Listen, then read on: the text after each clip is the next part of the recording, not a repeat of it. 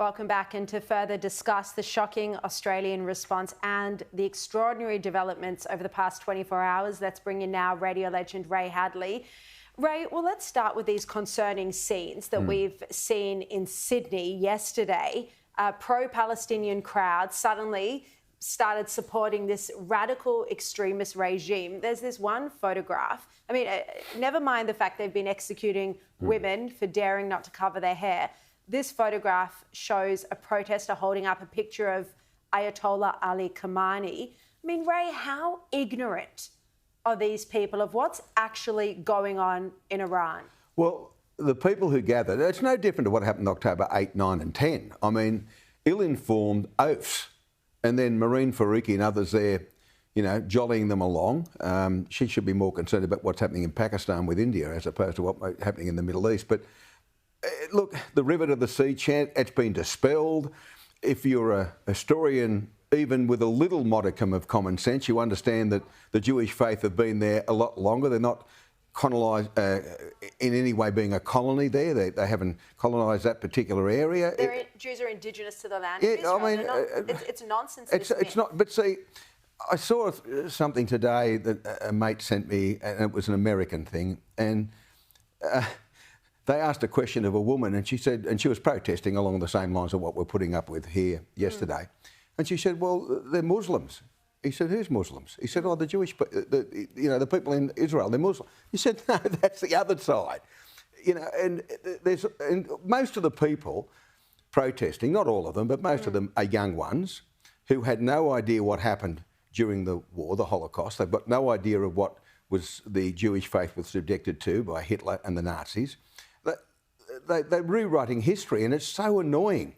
And any chance to bash up Donald Trump, the rest of the world is applauding him. And I read a thing by Joe Hildebrand today where he said we should be thanking Donald Trump. Agreed. And everyone should exactly take Joe's lead and thank him, because they get nuclear capabilities. We're all in strife. Exactly. We're all in trouble. Absolutely, no question.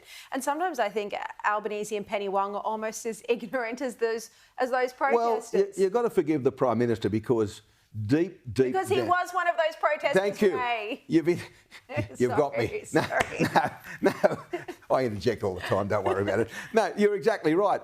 You know, he was in a cafe, you know, a few decades ago, and he was protesting, you know, and so it's not in his soul. It's not in his DNA. It's certainly not in Penny Wong's DNA. And I gave them a bit of a tickle up this morning on the Telegraph and said, you've either got to do your business or get off the pot, because, and he hasn't done that yet. She was everywhere this morning saying, oh, we support Donald Trump, we can't allow this. But there was a rider, we've got to work towards peace. Yeah. How do you have peace with a raving lunatic who puts homosexuals to death, who won't allow women to go to school, girls to go to school? Women are not second-class citizens in Iran. They're third, fourth, fifth, sixth and seventh. In fact, I think some of the herded animals might come in front of them. And so how do you negotiate? How does our Foreign Minister say, let's negotiate with a raving lunatic? You can't. Not to have nuclear weapons. I mean, it doesn't get more serious. She was questioned on why they took so long, 24 hours to come out. I might have been at a tea party. Well, probably. It would have been more priority. Here's what she said in answer to that question. Why has it taken almost 24 hours for the government to provide support to the US? I think if you look at our statement released by the government yesterday, we made clear what we have always said, which is the international community, including Australia, has long believed that Iran cannot obtain a nuclear weapon. I think that was very clear. Except that it wasn't very clear, No, Ray. she didn't say that. They didn't say they supported it. The sort of mealy-mouthed release said simply, we want peace. I mean, it didn't say we are with our allies. Look, as I've said many times, we are a large continent with a small population. The Americans saved us in World War II from what was happening up north. There's no doubt they saved us.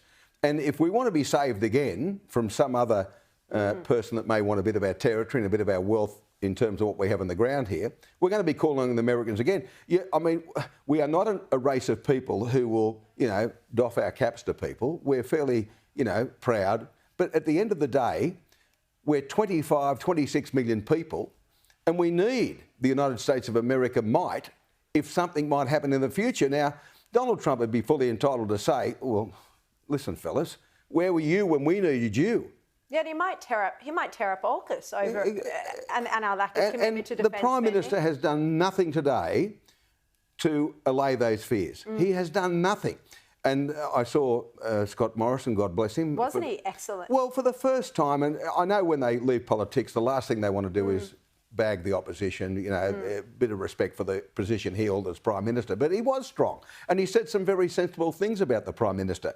The Prime Minister, from day one, has been weak as water in relation to the Jewish and the attack by Hamas. And at the end of any day, if you support Gaza, you support Hamas, a terrorist organisation no better than the terrorist organisation in Iran that we're confronting at the moment.